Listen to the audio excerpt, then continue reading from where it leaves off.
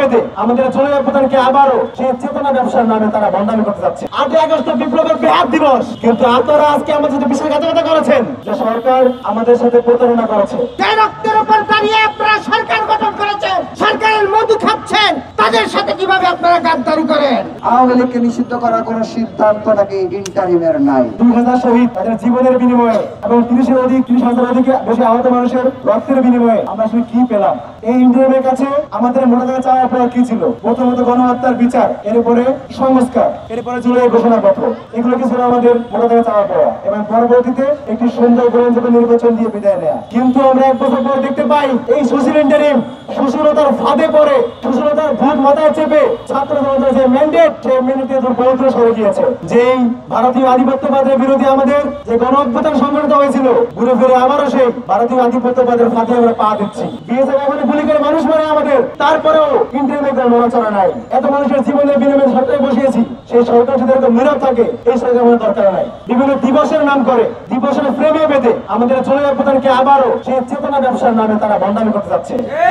একাত্তরকে কেন্দ্র করে যেমন চেতনা ব্যবসা করেছে আওয়ামী লীগ, আবার নতুন করে জুলাইকে বিভিন্ন দিবসের ফ্রেমে বেঁধে আবার সেই চেতনা ব্যবসা বন্ডামি করা শুরু করছে। তারা আমাদেরকে দেখাচ্ছে 8ই আগস্ট নতুন বাংলাদেশ দিবস। আরে ভাই, 8ই আগস্ট বিপ্লবের বৃহৎ দিবস। 8ই আগস্টে ছাত্র জনতা রক্তের উপর দাঁড়িয়ে যে ক্ষমতা নিয়েছেন, ছাত্র জনতা ম্যান্ডেটের বিরুদ্ধে কথা বলছেন। আমরা যখনই আন্দোলন করেছিলাম আওয়ামী লীগ নিষিদ্ধের দাবিতে, সেখানে আমাদের আন্দোলন ছিল একই সাথে জুলাই ঘোষণাপত্রের জন্য। কিন্তু আপনারা আমাদের আশ্বাস দিয়েছেন যে 30 কর্মদিবসের মধ্যে আপনারা জুলাই ঘোষণাপত্র দেবেন। কিন্তু আপনারা আজকে আমাদের সাথে বিশ্বাসঘাতকতা করেছেন। যদি আপনারা জুলাই ঘোষণাপত্র দিতে তাল বাহানা করেন, তাহলে আমরা আপনাদের বিরুদ্ধেও গণ আন্দোলন গড়ে তুলবো। আমরা পুরো বাংলাদেশের মানুষকে জানাবো যে সরকার আমাদের সাথে প্রতারণা করেছে। যে রক্তের উপর দাঁড়িয়ে আপনারা সরকার গঠন করেছেন, সরকারের মধু খাচ্ছেন, তাদের সাথে কিভাবে আপনারা গাদ্দারি করেন? এই বাংলাদেশের জনগণ, ছাত্র জনতা যেভাবে রক্তের বিনিময়ে আপনাদেরকে সরকার প্রতিষ্ঠিত করেছে, এভাবেই আপনাদেরকে টেনে হিচড়ে জুতো পেটা করে প্রয়োজনে ওই সরকার থেকে নামিয়ে দেবে। আমরা আবারও জুলুমে ঘেরাও করে আপনাদেরকে আমরা দাঁত ভাঙা জবাব দেব।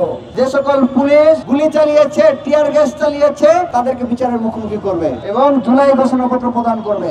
অত্যন্ত দুঃখজনক হলেও সত্য, আমরা দেখতে পেয়েছি 5 আগস্ট পরবর্তী 8 মাসের মধ্যে ইন্টারিম গভর্নমেন্ট আওয়ামী লীগ নিষিদ্ধ এবং জুলাই ঘোষণাপত্রের ব্যাপারে কোনো ধরনের পদক্ষেপ গ্রহণ করে নাই। তারা বলেছিল তারা 30 কার্য দিবসের ভিতরে ঘোষণাপত্র প্রদান করবে।